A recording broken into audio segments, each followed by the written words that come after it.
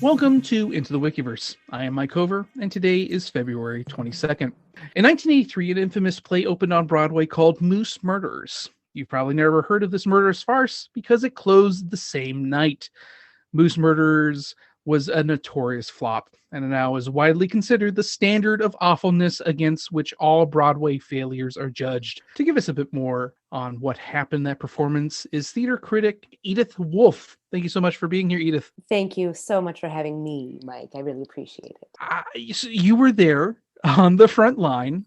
How bad was this? Curtain up to curtain down, Moose Murders was a once-in-a-lifetime experience, a little bit like being under anesthesia with a handsy dentist. One you won't forget. My goodness, ending the same night that it went up. Like, I know it's got to be bad, but this sounds like it was a train wreck. Train wreck is putting it mildly. I've seen more finesse in a car wash and more artistic endeavors as I watch blades of grass blow in the wind than this absolute nightmare of a shamble-ramble shanty town of words just kind of thrown in together, characters that have no object, no real drive, save for, they bought a fancy hotel and now this family's living there with all these people.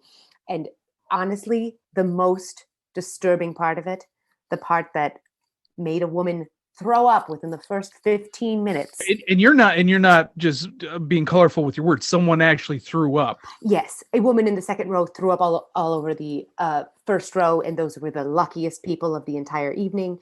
They only sat through about 15 minutes of this catastrophe, if you will. The plot device to drive the action forward is an unrequited love.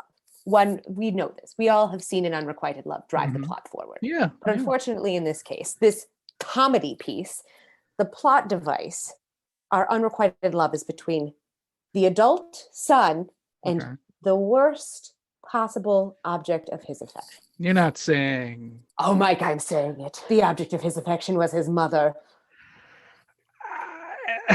This wasn't a Greek tragedy. This was a contemporary...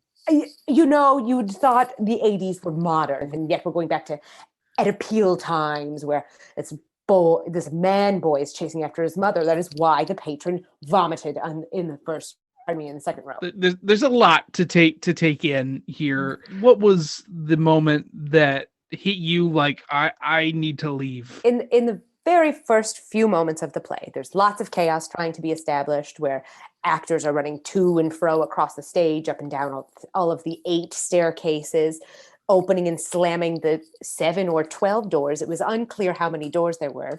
But as this chaos is happening, our Lothario, who's chasing after his mother, rushes down the stairs, slams a door, another door opens, that door gets slammed. The flat that was holding the final door slam comes tumbling down, and all of a sudden a bunch of stage hands come to the stage to try and rescue it, or it seems as though a couple of them were trying to get behind it and be spared their earthly lives in order to not have to be a part of this production anymore.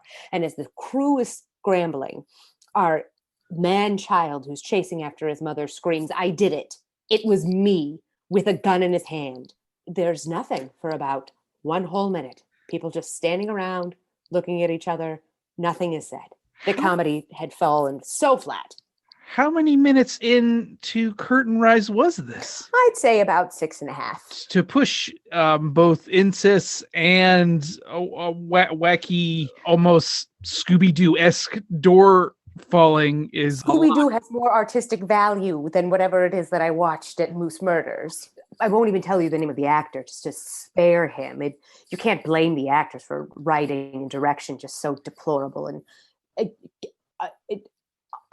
practically undescribable at this point. Truly, it was an event. It was a moment. It was a catastrophe that words can't even describe. Well, I think you described it best with one line in particular in your review, and if you wouldn't mind sharing that with us. My pleasure. Instead of the live moose, they could have put the angel of death with his sickle and cloak in the balcony and saved our eternal souls. I'm glad that you survived, Edith, and thank you so much for joining us. Thank you so much for having me. This has been Into the Wikiverse.